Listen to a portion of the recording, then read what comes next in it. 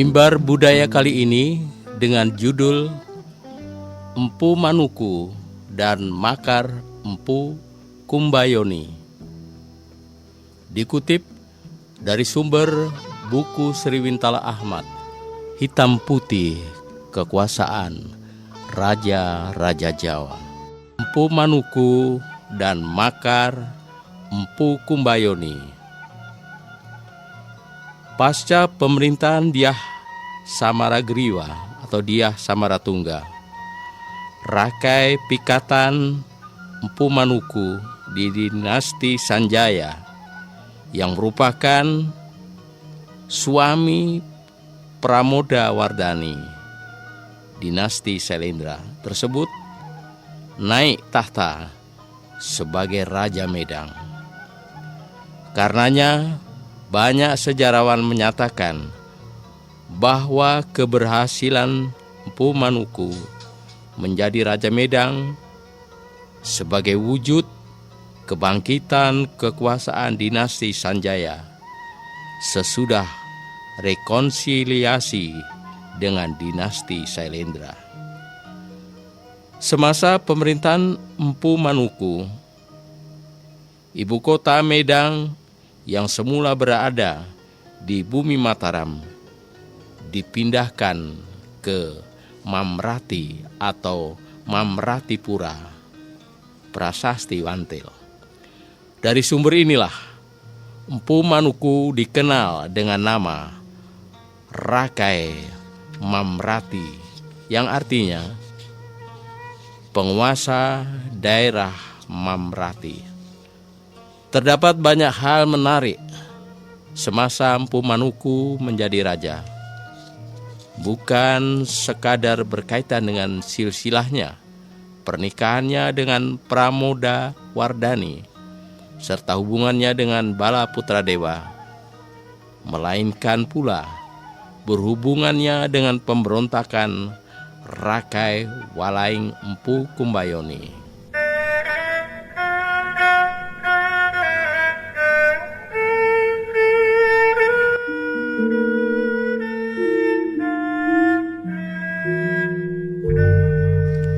Silsilah Empu Manuku merujuk pada penafsiran De Kasparis. Rakai Pikatan Empu Manuku merupakan putra dari seorang penguasa di daerah Garung, Rakai Garung, yakni Dangkarayan Patapan Sidabu Supelar, Prasasti Gandasuli 832. Seorang raja bawahan Medang, Prasasti Kayum Wungan, yang mendapat hadiah dari Dyah Samaragriwa berupa beberapa desa bebas pajak, Sima Swatantra, karena turut merawat bangunan Jinalaya atau Candi Borobudur. Oleh Dyah Samaragriwa, Empu Manuku yang berasal dari dinasti Sanjaya itu dinikahkan dengan Pramoda Wardani. Hasil pernikahan itu tidak hanya menjadikan Empu Manuku sebagai Raja Medang bersama Pramoda Wardani, namun pula membangkitkan kembali dinasti Sanjaya yang sekian lama terkubur sejak pemerintahan Rakai Panangkaran Dyah Pancapana.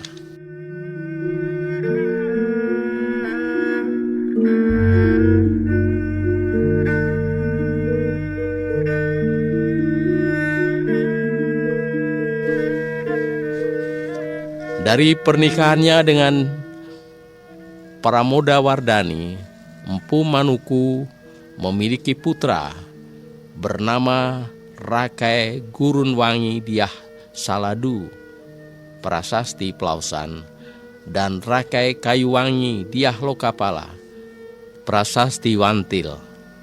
Karena jasanya di dalam memenangkan peperangan melawan Empu Kumbayoni, Dyah Lokapala dinobatkan sebagai Raja Medang oleh Empu Manuku. Selain menjadi suami Pramoda Wardani, Empu Manuku merupakan suami Rakaewatan Empu Tamer. Hasil pernikahannya dengan Empu Tamer, Empu Manuku memiliki putra bernama Rakai Watuhu Malang Empu Teguh yang menjabat sebagai Raja Medang pasca pemerintahan Dyah Lokapala.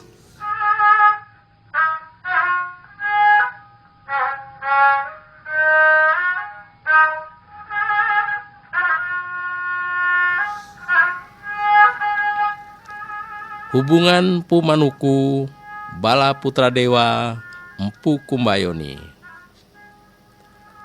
Apabila mengacu pada teori Slamet Mulyana yang menyatakan bahwa Bala Putradewa adalah adik Dyah Samaragriwa, maka tidak pernah terjadi permusuhan antara Empu Manuku yang membantu Pramoda Wardani dengan Bala Putradewa.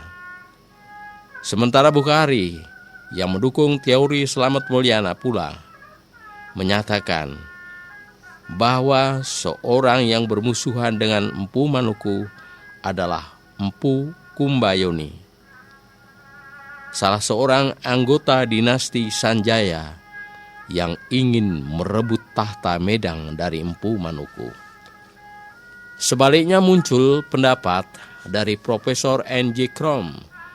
Sejarawan tersebut menyatakan bahwa Bala Putradewa adalah saudara ipar Empu Manuku, saudara kandung Pramoda Wardani atau putra Dyah Samaragriwa. Apabila pendapat itu benar, maka diperkirakan pernah terjadi permusuhan antara Empu Manuku dengan Bala Putradewa, hingga Bala Putradewa yang kalah dalam pertempuran itu mengungsi sampai Sriwijaya. Di sana Bala Putradewa menjadi raja. Apa yang disampaikan oleh Profesor N.J. Krom mendapat dukungan Dr. De Kasparis. Menurut sejarawan tersebut, bahwa pernah terjadi perang saudara antara Bala Putradewa dan Pramoda Wardani yang mendapat dukungan Empu Manuku. Perang tersebut karena dipicu untuk mendapatkan tahta Medang pasca pemerintahan Dyah Samaragriwa.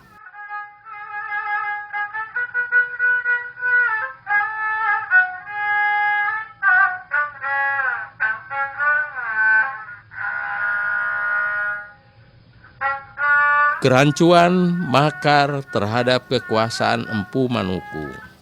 Semasa pemerintahan Empu Manuku terjadi peristiwa makar. Menurut De Kasparis, bahwa pemberontak terhadap kekuasaan Empu Manuku tersebut adalah Bala Putradewa, putra Dyah Samaragriwa. Dari sini dapat disimpulkan bahwa pemberontakan Bala Putradewa dipicu oleh ketidakrelaannya atas tahta Medang yang jatuh pada Empu Manuku. Tokoh dari dinasti Sanjaya yang sekadar sebagai menantu Dyah Samaragriwa. Namun teori De Kasparis itu disangkal oleh Slamet Mulyana. Menurut sejarawan tersebut bahwa Bala Putradewa tidak pernah melakukan makar terhadap kekuasaan Empu Manuku. Mengingat Bala Putradewa yang merupakan adik, bukan anak dari Dyah Samaragriwa atau putra dari Dyah Samaragrawira, sudah memiliki hak wilayah Sriwijaya. Karenanya, sewaktu Empu Manuku menjadi raja di Medang, Bala Putradewa pergi ke Sriwijaya untuk menjadi raja di sana. Penjelasan tentang Bala Putradewa menjadi raja di Sriwijaya terdapat pada Prasasti Nalanda 860.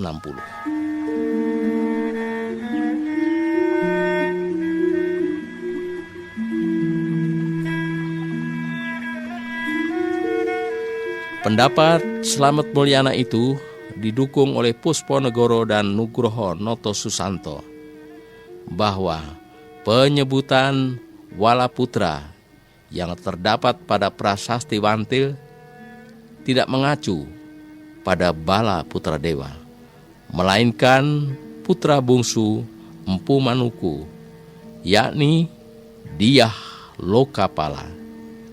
Dialah yang berhasil menaklukkan musuh ayahnya. Sementara prasasti-prasasti yang ada di Bukit Ratu Baka tidak menyebutkan nama Bala Putradewa, melainkan Empu Kumbayoni, dan dari sinilah Slamet Mulyana menegaskan bahwa Empu Kumbayoni yang melakukan makar terhadap kekuasaan Empu Manuku.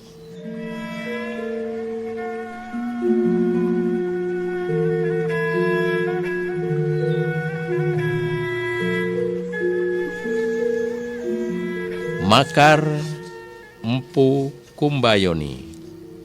Tidak ada sumber sejarah yang menyebutkan secara detail tentang siapakah Empu Kumbayoni. Berapa sumber sejarah hanya menyebutkan bahwa Empu Kumbayoni merupakan penguasa di daerah Walaing. Sebab itu, Empu Kumbayoni dikenal dengan Rakai Walaing. Berdasarkan beberapa sumber sejarah bahwa Empu Kumbayoni mengaku sebagai keturunan sah dinasti Sanjaya. Dengan demikian, Empu Kumbayoni berhasrat besar untuk merebut wilayah Medang dari tangan Empu Manuku melalui jalur makar. Selama melakukan makar, Empu Kumbayoni membangun pertahanan di Bukit Ratu Baka. Pernyataan ini berdasarkan prasasti-prasasti yang ditemukan di Bukit Ratu Baka dengan menyebut nama Empu Kumbayoni. Akan tetapi, pemberontakan yang dilakukan Empu Kumbayoni mengalami kegagalan sesudah berhasil ditumpas oleh Dyah Lokapala, putra bungsu Empu Manuku. Sesudah pemberontakan Empu Kumbayoni berhasil ditumpas, Empu Manuku menobatkan Dyah Lokapala sebagai Raja Medang pada tahun 855. Sementara Empu Manuku yang mengundurkan diri dari jabatannya sebagai raja menjalani hidup sebagai Brahmana. Selama menjadi Brahmana, Empu Manuku menggunakan gelar Sang Jatiningrat. Kebijakan Empu Manuku tersebut kelak menimbulkan kecemburuan Dyah Saladu atau Dyah Badra, putra sulung Empu Manuku yang lahir dari Paramoda Wardani. Sebab itu, Dyah Saladu membangun kerajaan sendiri. Namun, terdapat sumber yang menyebutkan bahwa Dyah Saladu melakukan makar terhadap kekuasaan Dyah Lokapala. Di dalam melakukan makar, Dyah Saladu mendapat dukungan dari Rakai Limus Dyah Dewendra.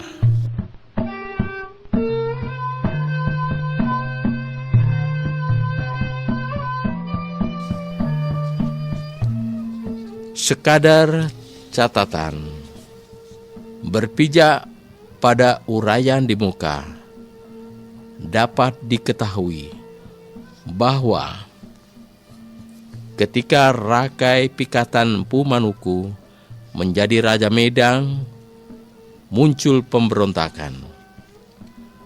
Menurut De Kasparis, bahwa seorang yang melakukan makar terhadap kekuasaan Empu Manuku adalah Bala Putradewa.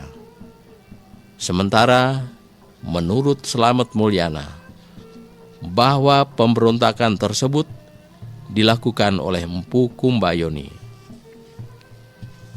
Lebih jauh, Slamet Mulyana menjelaskan bahwa Kumbayoni merupakan anggota dinasti Sanjaya.